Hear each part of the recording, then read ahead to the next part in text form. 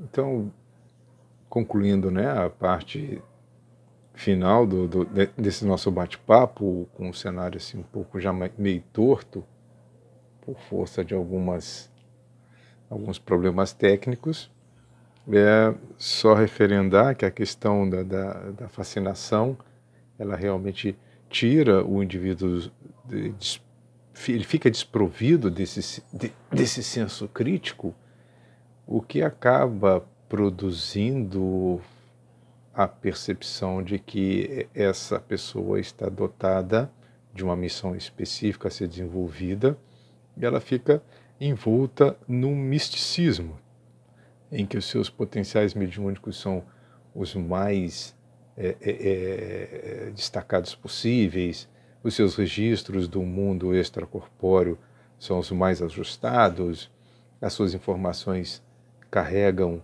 um quê de verdade e de revelações profundas da realidade espiritual.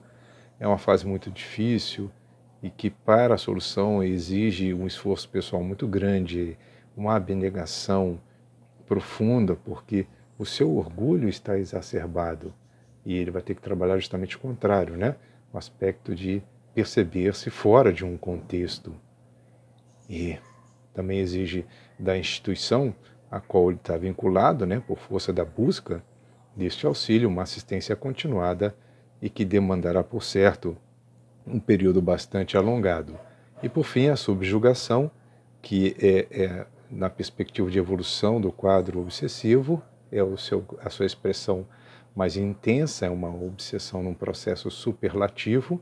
Ela pode ser uma obsessão física, que atinge basicamente o corpo físico, uma obsessão psíquica, que atinge os centros da vontade, e pode ser uma obsessão mista, né? Uma subjugação mista, atingindo tanto o centro da motricidade quanto os centros da vontade, ou seja, você tem o envolvimento da mente e do corpo. Lembrando sempre que todo o processo obsessivo começa com uma simples influenciação, sem sinais exteriores, e pode chegar até essa variante bastante complexa que é a subjugação. No caso da ocorrência da subjugação física, o indivíduo ainda não perde a lucidez, mas a ação é sobre os centros motores, que obrigam o indivíduo, não obstante ele lute contra aquele comando, a ceder à violência que o oprime. Nós acompanhamos um caso de uma jovem que estava obsidiada fisicamente, no caso de uma subjugação física, em que ela não tinha articulação das mandíbulas. Ela só facultava, o obsessor só lhe facultava esse exercício mandibular, o movimento, né, para sorver líquidos ou para fazer uso de fumo. Então era uma subjugação no campo físico que a impedia de se alimentar. E ela vinha perdendo peso sistematicamente. Lógico que, a perdurar esse estado, pode ocorrer o surgimento de doenças produzindo enfermidades orgânicas, né? Porque a falta de alimentação, ela gera uma série de deficiências, vai cair a sua imunidade, então depaupera as condições do organismo e advém, logicamente, a instalação de uma enfermidade. A subjugação psíquica é o controle mental. O indivíduo tomba em uma constante passividade, é um estado de passividade continuada.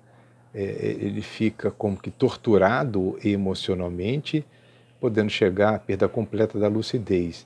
O subjugado psiquicamente, ele tem muito, assim, características próprias da esquizofrenia, dos processos de transtorno mental mais profundo, aquilo que era outrora catalogado como loucura. São as ações obsessivas no campo da mente, onde o indivíduo perde a noção de tempo, de espaço, vive uma realidade diferente e dominado mentalmente. É uma perda temporária ou definitiva, isso pode acontecer durante toda a sua reencarnação, mas se trata de um reajuste ante aos delitos produzidos no passado, né? A visão, a audição como os demais sentidos, acabam confundindo a realidade do indivíduo, porque ele vê uma coisa e sua mente quer modular numa outra frequência. É como se eu observasse uma tela de televisão e nessa tela fosse projetada uma realidade diferente da que eu vivo.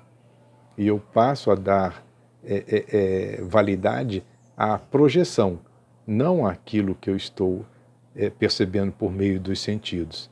E a subjugação fisiopsíquica é essa conjunção, né, da perturbação da mente com a depauperação das estruturas orgânicas. Vejam, né, que quadro doloroso a que o indivíduo pode chegar. E nós temos, portanto, a doutrina espírita como a grande profilaxia para as nossas almas. E o quanto nós temos a agradecer a Deus por tudo que temos recebido, em especial pelas informações que nos chegam, né, por meio das obras que estão aí à nossa disposição, por meio do conhecimento que os espíritos superiores nos têm oferecido. É importante que nós saibamos utilizá-las no dia a dia de nossas vidas para criarmos as condições preventivas. A doutrina espírita trabalha muito nessa prevenção, a prevenção da alma. Então, o estado de perturbação é essa resultante, né, de uma ação que nos tira de um estado de normalidade. Compete a cada um de nós perceber em que momento nós estamos saindo dessa normalidade para mergulharmos num estado de distonia e, se possível, identificando as fontes.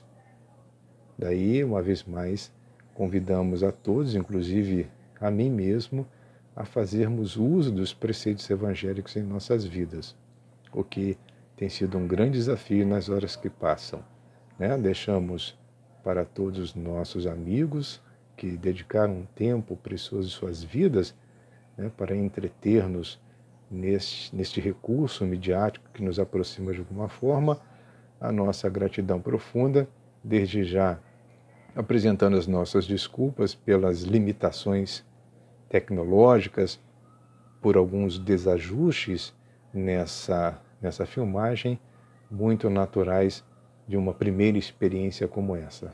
Um abraço fraterno, Deus nos abençoe e continue a iluminar as nossas vidas. Forte abraço, pessoal.